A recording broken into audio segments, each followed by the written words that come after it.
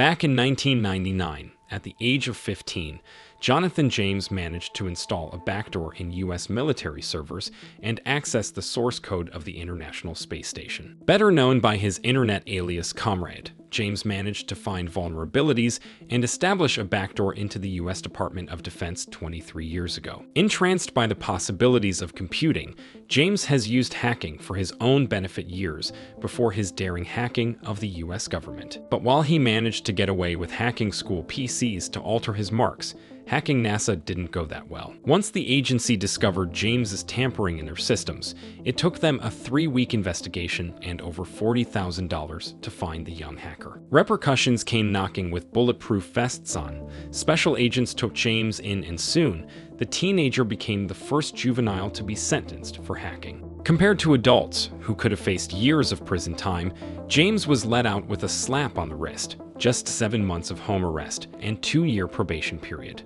James's story doesn't end here though. In 2008, he was once again investigated in relation to hacks of Texas department store chain TJX. Even though James denied the involvement, the pressure of being investigated again might have been too much.